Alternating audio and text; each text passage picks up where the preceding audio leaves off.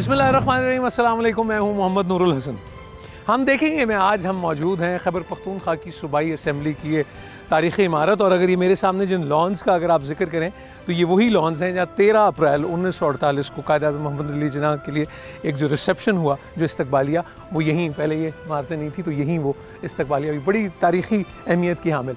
आज हमारे यहाँ आने का जो मकसद है वो ये है कि हमारी मुलाकात होगी इंशाअल्लाह स्पीकर, नौमुंतखब स्पीकर खैबर पख्तूनख्वा असम्बली के जनाब मुश्ताक गनी साहब, जो इससे पहले वज़ीर इत्तलात, सूबाई वज़ीर इत्तलात भी रह चुके और उसके साथ साथ हायर एजुकेशन के मिनिस्टर भी रहे। क्या नया चैलेंज है उनकी ज़िंदगी में वो हम देखेंगे, क्या ख़यालात हैं उनके मुस्तकबिल के इरादे क्या हैं वो जानेंगे, और सबसे बढ़ के खैबर पख्तूनख्वा असम्बली और उसकी वर्किंग उसको भी जानने और समझने की कोशिश करेंगे। सो हम और आप हम देखेंगे खैबर पख्तूनख्वा असम्बली और मिलेंगे स्पीकर पख्तूनख्वा असम्बली जनाब मुश्ताक गनी। तो पॉलिटिक्स में आना वाज इट एन एक्सीडेंट या it was a plan thing? It was not a accident from my beginning, from my college time. Okay, मैं उस ज़माने से ही अब्टाबाद कॉलेज में मैं पढ़ा हूँ तो कागान स्टूडेंट यूनियन होती थी, तो उसका मैं उसमें एक्टिवली पार्टिसिपेट करता था, इलेक्शन भी लड़ता था, जीतता भी रहा हूँ। और फिर उसके बाद मैंने पाकिस्तान क्रेसेंट यूथ ऑर्गेनाइजेशन, एक कंट्री वाइड तंजीम थी, मैं उसका चेयरमैन बन गया। वो भी आगे हुआ। लेकिन ये दोस्त बताते हैं कि लीडरशिप की क्वालिटीज़ हैं या खुद बंदे में शौक होता है टू लीड? आपको क्या लगता है, और was it some kind of an inspiration आपकी ज़िंदगी में? मैं समझता हूँ कि अल्लाह ताला जिससे कोई जो काम लेना चाहता है वो उसको उस राह पे डाल देता है। जिसने डॉक्टर बनना होता है उसके ज़हन में ही वो चीज़ आ जाती है। मेरे ज़हन में शुरू से ही पॉलिटिक्स। अच्छा, आपके ज़हन में कौन थे आपके पसंदीदा लीडर, अगर मैं उस वक्त में पूछूं, जिनसे आप बहुत इंस्पायर? उस ज़माने में तो हम भुट्टो साहब से इंस्पायर। जुल्फ़िकार अली भुट्टो। भुट्टो साहब की क्या चीज़ आपको सबसे ज़्यादा इंस्पायर करती थी उनकी शख्सियत? मतलब बहुत अरसा जो हमने उससे पहले देखा, हम इतने बड़े तो नहीं थे लेकिन उस ज़माने में ये देखते थे कि ये जो डिक्टेटरशिप थी उसमें कुछ लोग, बाद में अयूब खान के खिलाफ जब तहरीक शुरू हुई तो हम स्कूल में थे, हालांकि अयूब खान ने बड़े अच्छे काम भी किए थे। फिर जस्ट आफ्टर दैट भुट्टो साहब भी आ गए, तो बस वो उनको देखते रहे। लेकिन मैं बहुत ज़्यादा एक्टिव पॉलिटिक्स में नहीं था उस ज़माने में। उसके बाद मैं सोशल सर्विसेज में आ गया था। सोशल वो क्रेसेंट यूथ ब्लड डोनेशन और ये और वो, और पूरे मुल्क में यूथ एक्सचेंज प्रोग्राम करते थे। और फिर 94 में उसी प्लेटफॉर्म से मैं यूनाइटेड नेशन में मैंने पाकिस्तानी यूथ की नुमाइंदगी। अच्छा, पहली सियासी पार्टी कौन सी आपने ज्वाइन की? पाकिस्तान तहरीक इंसाफ। ये पहली इससे पहले किसी पार्टी में नहीं? इंडिपेंडेंटली आपने फॉर्म शाम नहीं भरा। अच्छा जी। वैसे जो इलेक्शन होते थे, कभी किसको वोट देते थे, कभी किसको, लेकिन पहली पार्टी जो थी मैंने ज्वाइन की थी वो पाकिस्तान तहरीक इंसाफ थी। और हज़ारा डिवीज़न से मैं ही पहला शख्स था जिसने ज्वाइन की थी, और मेरा ही नंबर जो था मेंबरशिप नंबर 1 था। ठीक। और मुझे उस वक्त अवैस गनी साहब प्रेसिडेंट हुआ करते थे। ठीक। तो मुझे सूबे का नहीं, डिवीज़न का उन्होंने कन्वीनर बना दिया, हज़ारा डिवीज़न। तो फिर उसके बाद उनके दौरे करवाए, खान साहब के दौरे करवाए। फिर जस्ट दो ढाई महीनों बाद इलेक्शन आ गया, तो हमने सारे मुल्क में इलेक्शन लड़ा, मैंने भी लड़ा था, लेकिन वो अनफॉर्चुनेटली हम सारे इसके सारे हार गए थे वो इलेक्शन। बिल्कुल ठीक। लेकिन ये कहते हैं, और मेरे भी सुनने में आया कि वो जो ख़ासतौर पर हज़ारा का करें तो वो कहते हैं कि जी एक गढ़ मुस्लिम लीग नवाज़ का, वो सहर और तिलिस्म आपने तोड़ा, क्या किया ऐसा, कुछ बताएं? देखें, हज़ारे में नवाज़ की बात नहीं है।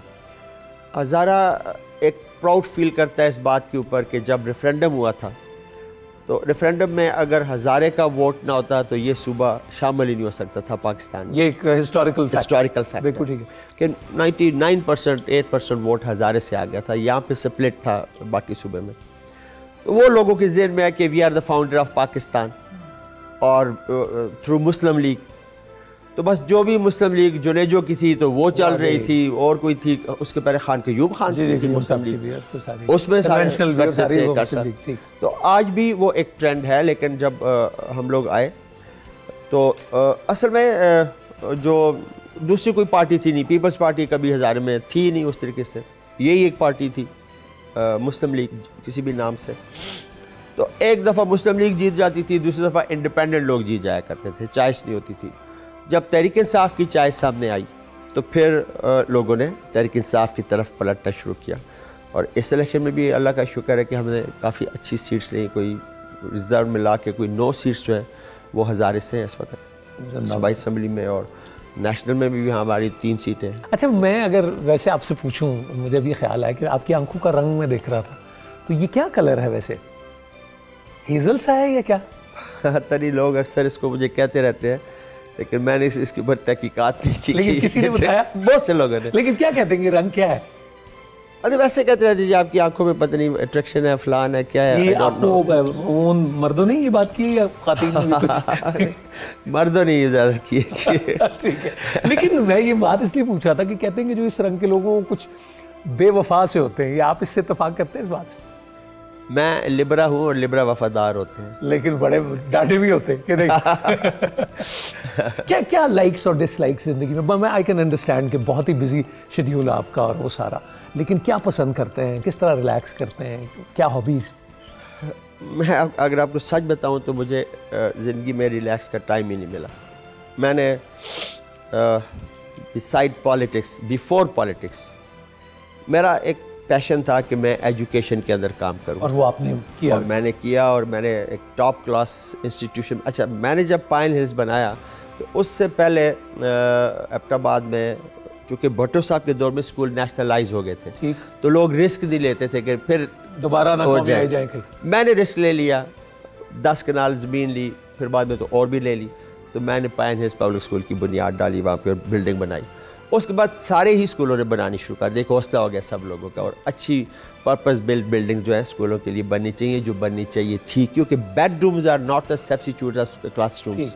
तो सारे वो जो प्राइवेट स्कूल जिस तरह मोहल्लों में सब बन रहा, तो आपने का एक टेलर मेड, अभी हमारी प्ले ग्राउंड्स हैं, सारा कुछ है। फिर उसके बाद मैं फिर जब स्कूल मेरा पाँव पे से ही खड़ा हो गया, और ये एक रेजिडेंशियल स्कूल था और हमारी बोर्ड में पोजीशंस आती थी, तो फिर मैं इमरान खान आए, जब शौकत खानम के सिलसिले में मेरे स्कूल में भी आए थे, तो उनकी तकरीर सुनी और उनको वैसे भी हम पसंद करते थे। तो मैंने कहा कि मैं, उस वक्त तो पार्टी नहीं थी, लेकिन जब पार्टी बन गई तो उसके बाद मैं 96 दिसंबर में मैंने ज्वाइन कर लिया। बिल्कुल ठीक। स्पोर्ट्स से कोई शौक रहा? जैसे आपने खान साहब का जिक्र कर रहे थे, तो आपकी क्या?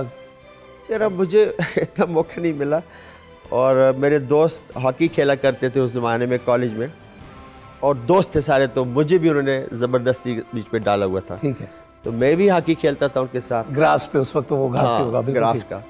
और टूर्नामेंट के लिए भी जाते थे, जेलम इधर उधर गए, लेकिन वो मुझे बस बाहर ही खड़ा करते थे ताकि किसी को लग जाए तो उसको अंदर डाल देंगे। सब्स्टिट्यूट जिसे कहते। बिल्कुल ठीक। मेरा बस पॉलिटिक्स ही रही है सारी उम्र। ठीक, लेकिन अगर मैं कहूँ कि बीइंग इन एजुकेशन, जैसे आपने कहा कि आपका ड्रीम था और सियासत, इन दोनों में से चॉइस कभी करना हो तो क्या चॉइस करें? मैं दोनों अब भी चला रहा हूँ। ठीक है, सियासत में भी काम कर रहा हूँ और एजुकेशन के अंदर भी काम कर रहा हूँ, तो ये दोनों साइड बाय साइड। वो जो खान साहब एक बड़ी बात करते हैं कॉन्फ्लिक्ट ऑफ इंटरेस्ट वाली, आप हायर एजुकेशन के मिनिस्टर भी प्रोविंशियल रहे और फिर आपका खुद अपना एक स्कूल भी है, तो वो नहीं आ जाता इसमें मसला? नहीं, मेरा जो है FSC तक स्कूल था। ठीक है, तो वो जो है वो कॉन्फ्लिक्ट ऑफ इंटरेस्ट में नहीं आता था। आपका तो वो हायर एजुकेशन में चला जाता है यूनिवर्सिटी और उसमें। ठीक। और मैं तो आपको ये बताऊं कि जब मैं इंफॉर्मेशन मिनिस्टर बना, वो भी मेरे पास पोर्टफोलियो रहा है, तो मेरा एक छोटा सा अखबार एबटाबाद में चलता था, डेली सरहद के अखबार भी। यस, शाबाश, वाह वाह वाह वाह। डेली शिमला के नाम। अच्छा जी। वैसे मैं आपको बताऊं कि मैं किसी ज़माने में मुस्लिम के लिए भी लिखता रहा हूँ, और मैं प्रेस क्लब एबटाबाद का मेंबर भी रहा हूँ उस ज़माने में। और जब मैं इसमें आया इंफॉर्मेशन में, तो मैंने उसी दिन अखबार को बंद कर दिया, और अभी तक बंद है। मैंने कहा कि ये कल इश्तहारात के ऊपर इल्ज़ाम लगेंगे, ठीक, तो उससे बचने के लिए। और इसी तरह मैं जब हायर एजुकेशन में आया, तो एक इदारा इसके साथ अटैच्ड है, FEF, फ्रंटियर एजुकेशन फाउंडेशन। ठीक, ये प्राइवेट स्कूलों को लोन देते हैं, बड़ा 4% के ऊपर। तो मैंने अपने स्कूल को इस्टेब्लिश मज़ीद करने के लिए मैंने इस लोन के लिए अप्लाई किया था। ये होती साहब का दौर था। अच्छा जी। और मेरी बिल्डिंग आज भी FEF के पास मॉर्टगेज है उस लोन के लिए। वो 1 करोड़ का लोन ऑलमोस्ट सेंक्शन हो गया था, एक आध कोई फॉर्मेलिटी रहती थी। तो ये इलेक्शन शुरू हो गए हमारे 2013 वाले। वो मैं जीत मेरे ज़हन में था कि इलेक्शन के बाद अब फारूक के मैं इसका ये लोन ले लूँगा। ठीक है। जब मैं जीत के असम्बली में आया, वो साथ हायर एजुकेशन मुझे मिल गई, और उसी इदारे की जब मैं ब्रीफिंग ले रहा था सारे अपने उनकी, तो उन्होंने ब्रीफिंग दी, तो उसमें आ गया जी फाइनल्स कि भाई, मैंने कहा इसको इधर ही काट दो, मैं अपने टेनओवर के दरमियान ये लोन नहीं लूँगा। मुझे बड़ा कहा कि जी ये तो पिछली एनपी के दौर में अप्रूव्ड है और आपकी बिल्डिंग मॉर्गेज है और सारा प्रोसेस जो है वो लीगल हुआ है। मैंने कहा जो मर्ज़ी है वो, मैं अपने टेनओवर में इसको आपसे नहीं लूँगा, उसके बाद अगर कभी लिया तो। अभी तक मैंने एक पैनी उनसे भी नहीं ली। जो लोग आपको जानते हैं या नहीं जानते, फॉर दैट मैटर व्यूअर्स में से हमारे, अगर उनसे पूछें कि what kind of a person is Mushtaq Ghani, किस तरह के आदमी हैं, तो क्या आप क्या कहेंगे? आप रोमांटिक आदमी हैं, आप बहुत सोशल आदमी हैं, या ख्याल में रहने वाले आदमी हैं, किस तरह के आदमी? मैं बहुत सोशल आदमी हूँ और मेरा शुरू से ये रवैया लोगों के साथ बड़ा ही दोस्ताना है, खा छोटा बच्चा हो या बुज़ुर्ग हो। और मेरे पास लोगों की रेल पेल लगी रहती है, यहाँ भी, इस्लामाबाद में भी, और पूरा सूबा मेरे पास आता है। ठीक। ना सिर्फ तहरीक इंसाफ, वैसे भी लोग। हज़ारा की जब हमने बात की थी तो वो जो अलहदा सूबे की तहरीक है, उस पर what's your take on that? मैं अपने तौर पे अगर आपको बताऊं तो मैं कभी सूबे का हामी नहीं था,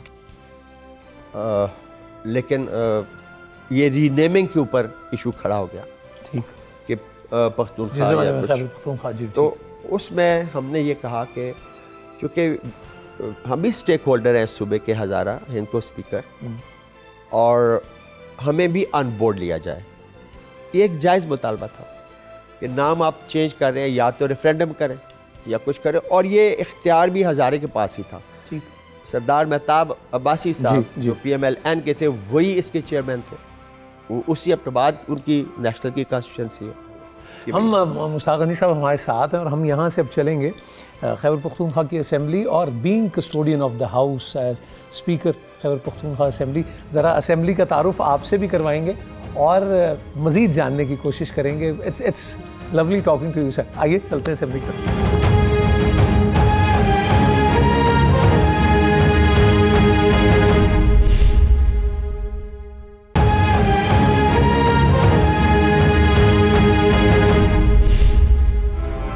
इसको हम अब वो महफूज रख रहे हैं। ठीक है। उसके थ्रू महकमा आसार कदीमा के ज़रिए से भी, कि इसको हम हमारा हेरिटेज है, बिल्कुल करें, और इसमें फिर हम ये तस्वीरें वगैरह कुछ। ये किस साल तक सर रहा ऑपरेशनल? ये मैं MPA था 2005-6 तक रहा। 6 तक। और 6-7 में आखिरी दिनों में हम 2007 तक वो सेशन था। फिर यहाँ से अब हम शिफ्ट हो गए उस साल में। जी। कंप्यूटराइज्ड असेंबली पहली अब ये है पाकिस्तान? बिल्कुल, ये बल्कि मैं समझता हूँ शायद एशिया में ऐसी है। मुझे बताया गया कि और किसी नियर बाय मुल्कों में नहीं है ये। और सुना है कि फिर वो जो सबको ट्रेन भी किया गया, वो उसको कंप्यूटर फ्रेंडली करने के लिए मेरी तरह के भी लोग होते हैं जिनको मोहब्बत नहीं होती कंप्यूटर से, तो फिर वो कोर्सेज भी हैं, इसके कोर्सेज करवाए गए, और स्टाफ हाउस के अंदर भी मौजूद होता है। अच्छा जी। लोगों को फैसिलिटेट करने के लिए। Beautiful sir. ये ऊपर विजिटर गैलरीज है सारी। अच्छा जी। नीचे डेजिग्नेटेड गैलरीज है। This is the speaker gallery. ठीक है जी। ये दो जो है ये मीडिया पर्सनस के लिए है, नीचे वाली सही साफियों के लिए, और ये लेडीज़ है, और ये ऑफिसर्स गैलरीज है, दो सेक्रेटरीज और बिल्कुल ठीक। वो लॉबी जो है अपोजिशन के लिए है जी, अंदर। ये गवर्नमेंट लॉबीज है। इस कुर्सी की क्या जिम्मेदारी होती है जब इस पे बैठो, तो किस चीज़ों का ख्याल रखना पड़ता है? Should be very much important. Okay. जो बंदा भी इसके ऊपर बैठे, और इसका तकाजा ये है कि हाउस के जितने मेंबर्स हैं, जी जी, अपोजिशन के हैं या गवर्नमेंट के हैं, ठीक, उसकी निगाह में सारे बराबर होने चाहिए। ठीक। और उस कुर्सी का तकाजा है कि आप हाउस को पूरे इंसाफ के साथ चलाएंगे। स्पीकर सबका होता है। स्पीकर सबका होता है। बिल्कुल ठीक जी।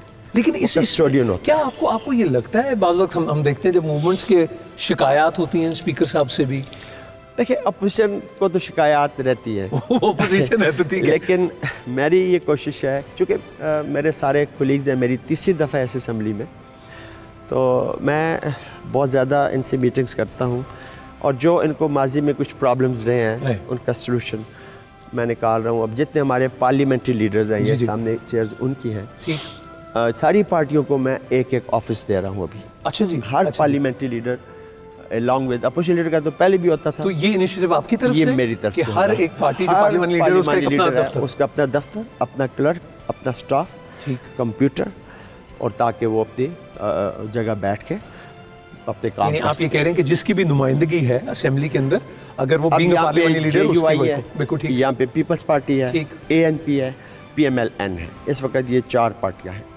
चारों को ऑफिस मिलेंगे इंशाल्लाह, और 5वां पोजीशन लीडर का होगा। अभी मैं बड़ी लॉबीज इनको दे रहा हूँ, बिल्डिंग बन गई है हमारी, तो जितनी लॉबी गवर्नमेंट बेंचेस के लिए उतनी इनके लिए, कोई 50-50 बंदे दोनों में बैठ सकेंगे। ठीक है, तो भाई स्पेशियस होगा।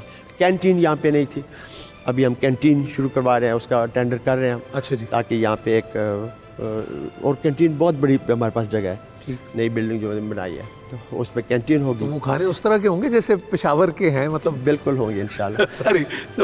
और दूसरा मीडिया को फैसिलिटेट कर रहा हूँ मैं, उनके लिए इसी चूँकि इस साइड से वो होते हैं। ठीक है जी। पहले तो धूप में और बारिश में ये बाहर खड़े होते हैं, सामने इसके एक हम इस्लामाबाद की तरह का शेड बना रहे हैं कौमी असम्बली के बाहर है, और उधर ही उनको भी एक रूम दे रहे हैं ताकि वहाँ पे वो इज्जत से बैठ सके, धूप बारिश से बच सके। ठीक है। अच्छा, अगर हम समझ सकें कि जब असेंबली की कार्रवाई शुरू होती है, सो एक आम शख्स के लिए जो इस वक्त व्यूअर है, तो कैसे आगाज़ होता है? जैसे हम उमूमन कोर्ट में देखते हैं कि जैसे जजेस आते हैं या स्पीकर आते हैं, तो कैसे स्टेप 1 क्या है, स्टेप 2? पहले मेंबर्स बैठ जाते हैं सीटेड, और फिर जब स्पीकर आता है तो यहाँ से अनाउंस किया जाता है। ठीक है जी, कि मिस्टर स्पीकर इज़ कमिंग। ठीक है। तो हमारी ये रवायत है कि तमाम MPs जो हैं वो खड़े हो जाते हैं। ओके। और फिर स्पीकर आके बैठ जाता है, फिर तिलावत शुरू हो जाती है। सही।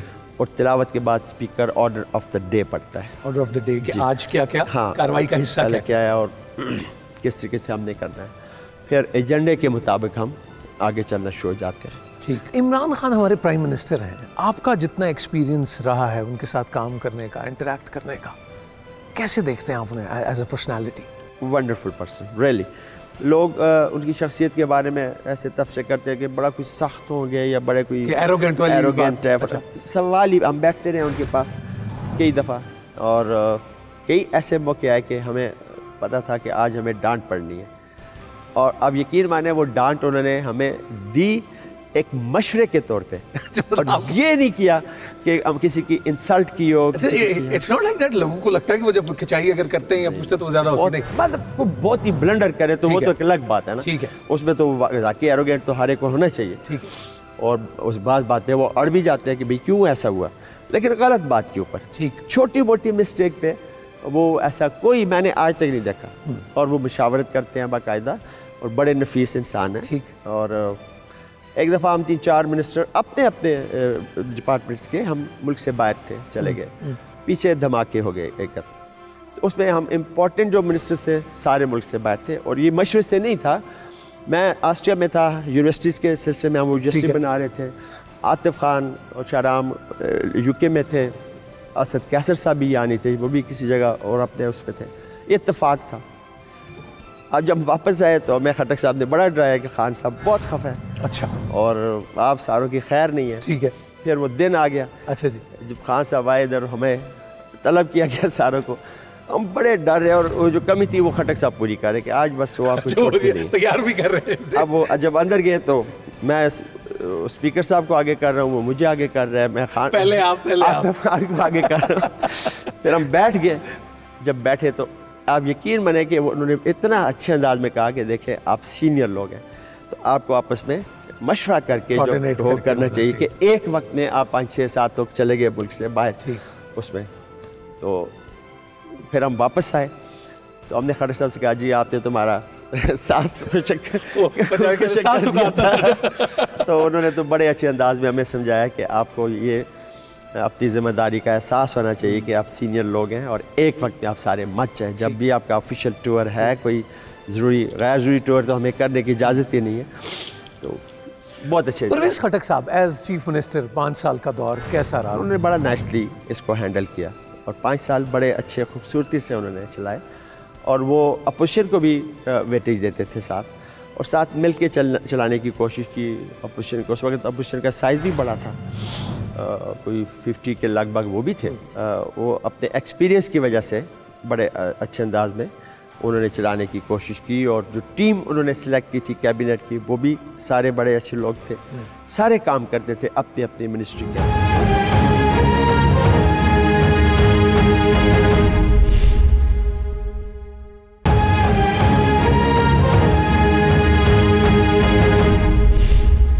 मुझे अब गाउन पहना दिया, अब सियासी बात नहीं, अब मैं इस हाउस का सिर्फ और सिर्फ कस्टोडियन। ठीक है जी। अच्छा जी, लीडर ऑफ द हाउस जो है वो कहाँ बैठते हैं जी? और this is the place for the leader of the house. ये है जी, दिस इज मतलब अगर हम यहाँ से देखें कि आपके दाएं जानिब जहाँ आप बैठते हैं, ये ट्रेजरी बेंचेस है। ये ट्रेजरी बेंच यहाँ से स्टार्ट होता है लीडर ऑफ द हाउस, फिर सीनियर मिनिस्टर, और बाकी फर्स्ट 2 रोज में मिनिस्टर्स हैं सारे, बाकी मेंबर्स हैं, इस तरफ हमारी लेडीज हैं। सो वो बजट जो है वो वहाँ से ही पेश किया जाएगा, इधर से पेश किया जाएगा, फिर वो बना दी गई है। अच्छा जी, अपोजिशन लीडर की ये सीट है, इस तरफ फर्स्ट ये है, इस तरफ, और बाकी पार्लियामेंट्री लीडर उनके साथ होंगे, और बाकी अपोजिशन के लोग उनसे पीछे होंगे। लेकिन इस दफ़ा चूँकि ये वैसे इस तरह से सारी अपोजिशन की है, लेकिन तादाद उनकी कम है, तो ये सारी एरिया और ये भी आधा एरिया ट्रेजरी बेंचेस इस पे आ जाएंगे। ठीक है, तो अपोजिशन इस तरफ आ जाए। लेकिन ये मैं आपसे अगर पूछ लूँ कि अब जब रखे ही हुए हैं सीट्स, तो आपने मतलब इतनी जो मेजॉरिटी अब मिली है, ये इसकी कोई राज क्या? देखिए, हमने एक तो काम किया है पिछले 5 सालों में, करप्शन को बिल्कुल जड़ से। आपने देखा एक मिनिस्टर के ऊपर आया इल्ज़ाम, तो इमरान खान ने क्या शुरू किया? 20 मेंबर्स के अगेंस्ट भी, वो भी जब हुआ तो सेनेट की वोट के बात आई, तो क्या हुआ? ठीक, तो इमरान खान तो बर्दाश्त करने वाला आदमी नहीं है, करप्शन को बिल्कुल टॉलरेट नहीं करते, खा हुकूमत रहे या जाए। पुलिस का निज़ाम ठीक कर दिया, लोकल बॉडी सिस्टम को बहुत बेहतर कर दिया कि ग्रास रूट लेवल पे लोग काम करना शुरू हो गए, और इस तरह एजुकेशन, इस तरह हेल्थ, इन सारे शोबों में 1 अरब दरख्त लगाना गप नहीं है। ये तो अपोजिशन कहती है जी नहीं लगे, जब WWF कहता है कि लगे हैं, वर्ल्ड वाइड फॉरेस्ट ऑर्गेनाइजेशन है, दे केम और उन्होंने आके सारा चेक किया गूगल से और तरीक़ों से, एंड दे हैव सर्टिफाइड। तो ये अल्लाह के फजल से हमारा जंगल ग्रो कर रहा है। अभी 10 बिलियन का टारगेट आ गया पूरे पाकिस्तान के लिए, और हम उसमें फिर इधर भी लग गए जितना हमारा टारगेट होगा। तो ये फिर पटवार खानों को बड़ा बेहतर किया गया, तो लोगों को रिलीफ मिला है। इमरान खान की वजह से ही सूबे की पिछली हुकूमत ने परफॉर्म किया है, ठीक, और बेस्ट परफॉर्म किया, ऊपर चेक इमरान खान का रहा है। ठीक, तो इस दफ़ा उस परफॉर्मेंस को देखते हुए, हालांकि इस सूबे में तो सेकंड टाइम कभी गवर्नमेंट आती ही नहीं है, ये हिस्ट्री में पहली इस दफ़ा इतनी वास्ट मेजॉरिटी से आई है कि आप देख लें। ठीक, तो ये the whole credit goes to Imran Khan.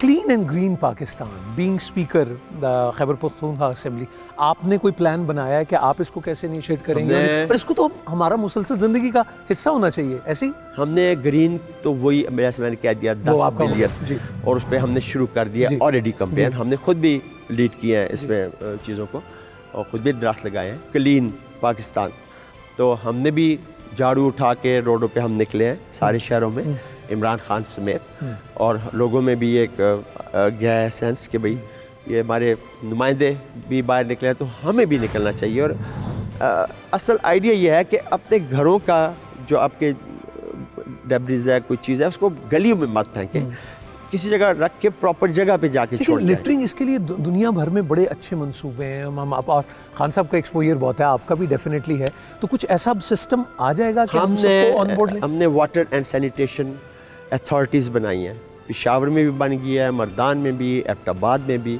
अभी उनको थोड़ा हमने स्ट्रेंथन करना है। ये 2 काम सिर्फ इनके ज़िम्मे हैं कि शहर की सफाई, महल्ले गांव लेवल तक आप जो है वो, और हाँ निकासी आप, और ड्रिंकिंग वाटर की फराहमी, ये पहले बल्दियात के पास था। इसी तरह हम सब इलाकों में जाएंगे इसी मंसूबे के तहत, और मुझे उम्मीद है, और वो इसको आउटसोर्स करते हैं, आउटसोर्स करेंगे, तो उससे इंशाल्लाह। आपकी इजाज़त से ये हॉट सीट की तरफ चले, अगर आप कहें। मैं वो अगर लोगों को बड़ा ये ख्याल होता है, अभी बल्कि पिछले दिनों मैं आपसे भी पूछना चाहूँगा, क्या वजह होती है जब आप ये कहें कि माइक बंद कर दिया जाए और या एक्सपंज कर दें, कार्रवाई से ये लफ्ज़ हज़्फ कर दें, वो इसकी कोई वैसे डिक्शनरी बन गई है कि कौन कौन से लफ्ज़ हैं जो नहीं बोलने चाहिए? वैसे ही मुझे ख्याल है। गैर पार्लिमानी लफ्ज़ कोई भी हो, अच्छा जी, ये एक मुकद्दस ऐवान है, ठीक है जी, और सूबे के अवाम के नुमाइंदे बैठते हैं और ये ऐवान सूबे की आवाज़ है, नुमाइंदगी करता है, सूबे की आवाज़, बिल्कुल पूरे सूबे की। बिल्कुल ठीक। अब इसमें बाज़ मेंबर जज्बाती होके एक दूसरे से उलझ जाते हैं और ऐसे कोई अल्फाज इस्तेमाल कर लेते हैं जो नहीं करने चाहिए। ठीक। तो स्पीकर का ये इख्तियार है कि वो समझे कि ये इख्तियारात गैर महज़ब, गैर शाइस्ता हैं या गैर पार्लिमानी कह ले, तो स्पीकर उसको कार्रवाई का हिस्सा नहीं बनने देता, एक्सपंज कर देते हैं। बिल्कुल ठीक। अच्छा, ये पूरा आपके पास एक ये मेंबर्स सुना है, उनके नाम भी हैं और सबों के किस तरह किस ऑर्डर में, क्योंकि अभी तो हमें सबके नाम खुद भी नहीं आते, आहिस्ता आहिस्ता आएंगे। बिल्कुल ठीक। तो वो जिस सीट पे खड़े होंगे हम यहाँ से देख लेंगे कि ये कौन खड़ा है। अब जो ये खाली सीट्स आपको नजर आ रही हैं जी, ये इंशाल्लाह अगले 7-8 महीनों में फाटा का इलेक्शन हो रहा है, तो वो 20-21 मेंबर आ जाएंगे। ये भी बड़ा एक तारीखी इक़दाम है। तो ये सीटें उनको मिल जाएंगी। डॉक्टर साहब, मैंने आपको जब इंफॉर्मेशन मिनिस्टर के भी देखा, you always carry a smile on your face, लेकिन you do that। ये है एक बड़ी कमाल की ये बात है, लेकिन आप के ख्यालात और वो स्माइल रहती है उधर ही, लेकिन जो आपने कहना है वो आपने कहना है और जो आपने करना है वो आपने करना है, अपनी जगह पे है। और इखलाक या मुस्कुराना, हदीस पाक है कि ये सदका है, और ये ऐसा सदका आपका खर्च भी कुछ नहीं होता और दूसरे का दिल खुश हो जाता है। और मैं शुरू से मेरी आदत है, मेरा दुश्मन भी हो तो मैं उसको हंस के शेक हैंड करता हूं। लेकिन इस पे गुस्सा बंदे दूसरे को ज्यादा नहीं आता कि मुस्कुराहट भी साथ है। मैंने अपना सवाब कमा लिया होता है, वो गुस्सा करता रहे बेशक। अच्छा, अगर जो लोग ये नहीं कर पाते, who can't carry a smile on their faces, उनको आप क्या कहना चाहेंगे? मैंने अक्सर देखा है कि जो लोग ख़ास तौर पे पॉलिटिशियन हमारे इलेक्शन से पहले कुछ और चेहरे की तासरात होते हैं, इलेक्शन के बाद फौरन बदल जाते हैं। अच्छा जी। लोगों से शेक हैंड करना भी तौहीन समझते हैं। ओके। और मैंने कभी शेक हैंड किया ही नहीं है, मैं पहले हक करता हूँ and then shake hand. Always जफ्फी डालते पहले और फिर हाथ बांधते। मैं जब वीकेंड पे अपने हुजरे में होता हूँ, मैं 800,000 लोगों से मिलता हूँ और मैं इसी तरह मिलता हूँ।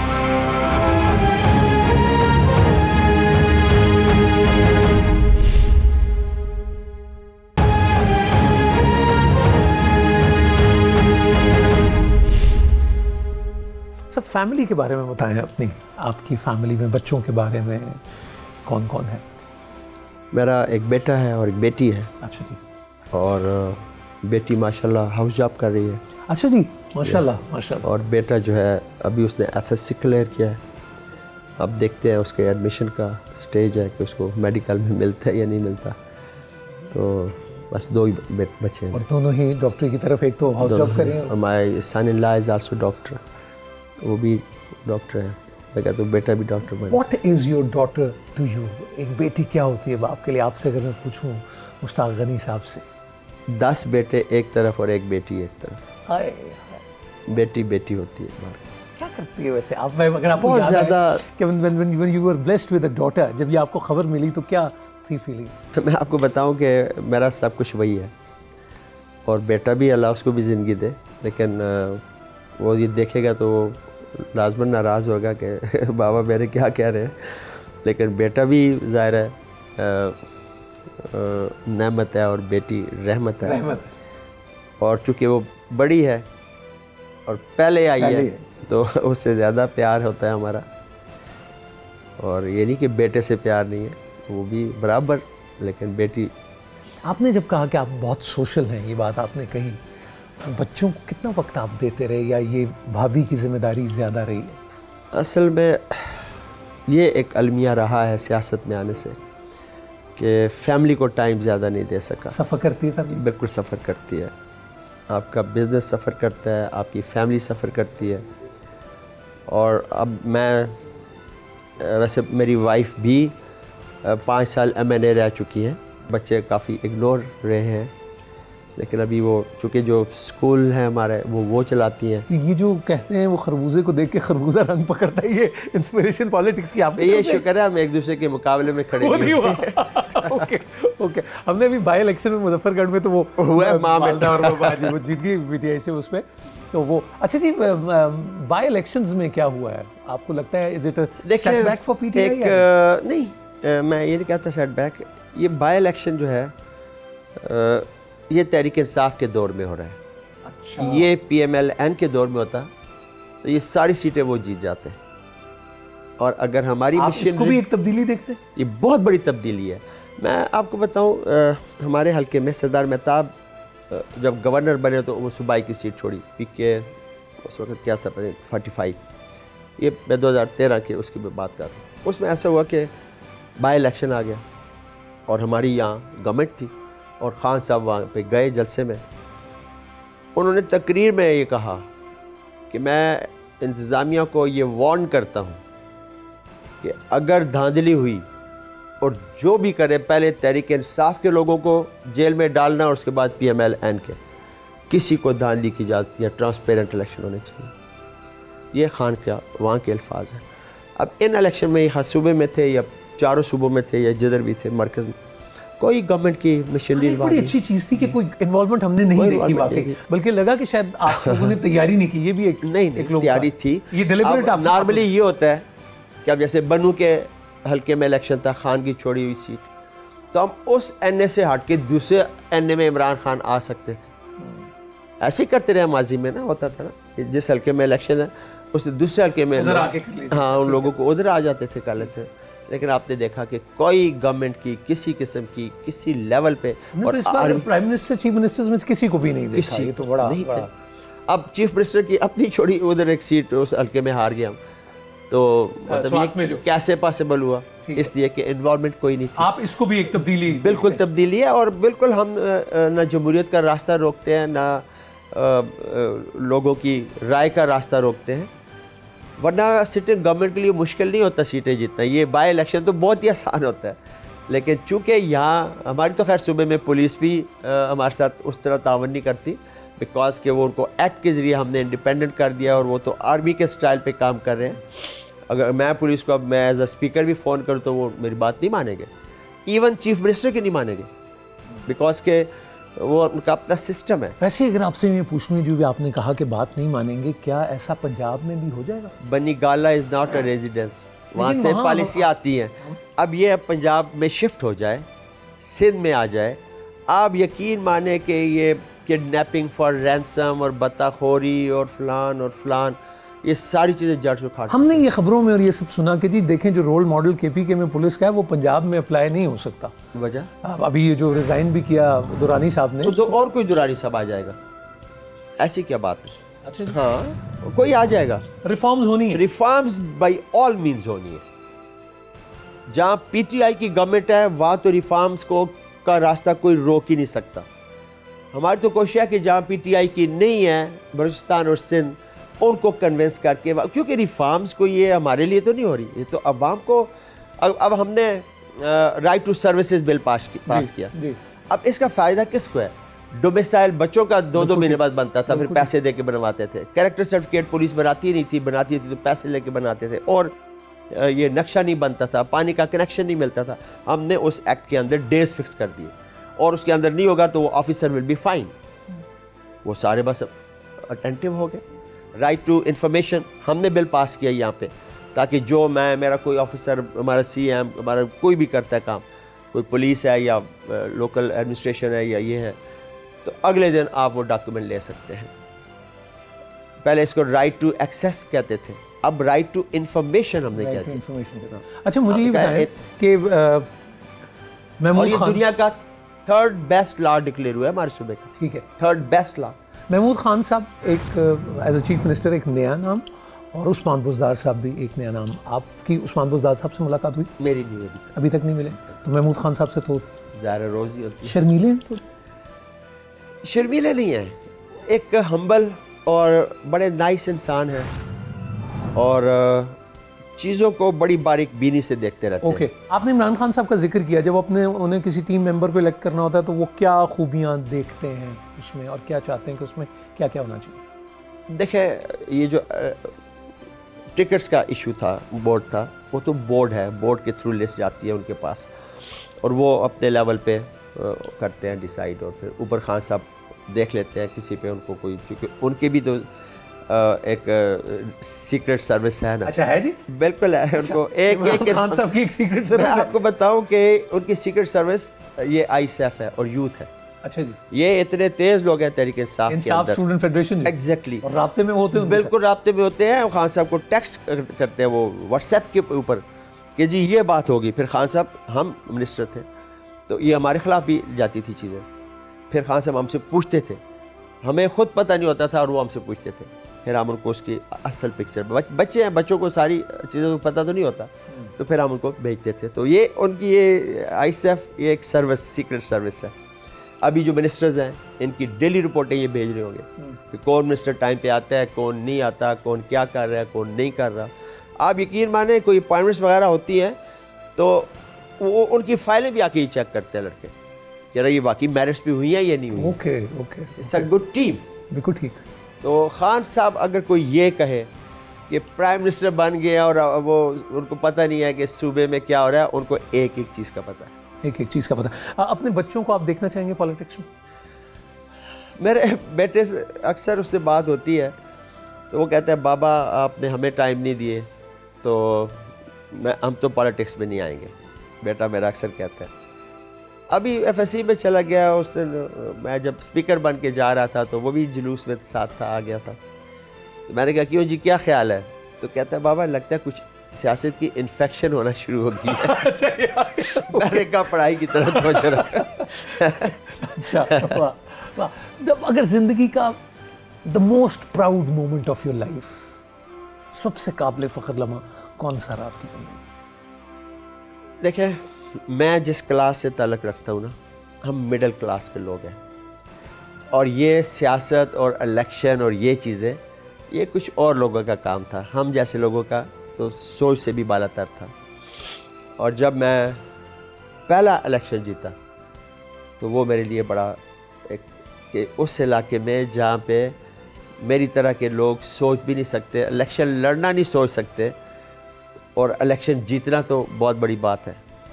और अल्लाह ने मुझे कामयाबी दी तो मैंने अल्लाह का शुक्र अदा किया और आज तीसरी दफ़ा मैं जीत रहा हूँ। प्रोटोकॉल अच्छा लगता है? बिल्कुल नहीं अच्छा लगता। सिर्फ सूबे में सिक्योरिटी कंसर्न ज़रूर हैं तो वो हमें एक आध गाड़ी पुलिस की रखनी पड़ती है साथ, लेकिन हमें अच्छा नहीं लगता। मैं ये समझता हूँ कि शायद कैदी हूँ मैं, और हम इंडिपेंडेंट फिरना ज़्यादा हमें अच्छा लगता है। ये कौमी असम्बली के स्पीकर के भी ये ख्यालात हैं, खैबर पख्तूनख्वा असम्बली के। आप लोग तो कोई मुख्तलिफ ही ख्याल है आपके। लोग दिल करता है कोई हूटर शूटर बजे, गाड़ियाँ वाड़ियाँ साथ हो। हम असद कैसर हो या मैं हूँ या मेरी तरह के और लोग हैं, हम वो लोग हैं नहीं हैं जो कि आबाओ अजदाद से नस्ल दर नस्ल से वो आए हो, उनकी वही तरबियत हुई हो। और हम तो ज़मीन से उठ के ऊपर आए हैं। हम तो गरीब घरानों से तल्लुक़ रखते हैं बेसिकली। तो हमें तो वो कल्चर चारपाइयों पे बैठने वाला अच्छा लगता है, हुजरों में बैठना हमें पसंद है, ज़मीन के पे बैठ के खाना।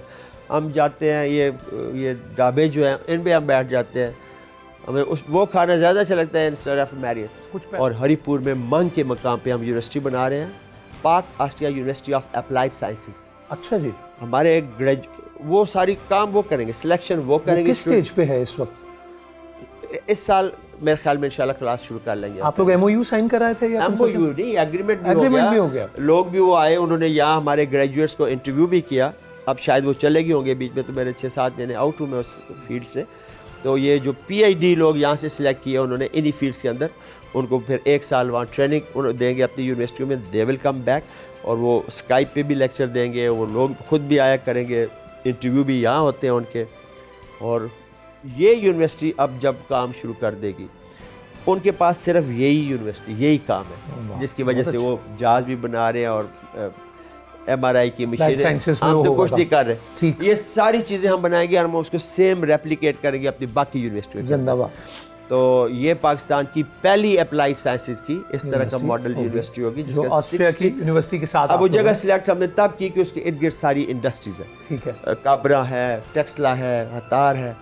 तो इसमें 60% काम तो यूनिवर्सिटी उधर होता है इंडस्ट्रीज में। म्यूजिक और फिल्म से कोई शौक है? अपने यंग ज़माने में तो बहुत ज़्यादा मैं फिल्में देखता था। अच्छा। वो उसमें तो उस वक्त तो और कुछ कौन थे आपको पसंद उस वक्त, एक्ट्रेस या एक्टर, हीरो हीरोइन? उनके सब के मुझे आज भी नाम याद है, नए लोगों के नहीं याद है। लेकिन नए में कौन से जो नौजवानी के दौर के जो पसंदीदा थे? उस वक्त तो मोहम्मद अली, ज़ेबा, वहीद मुराद,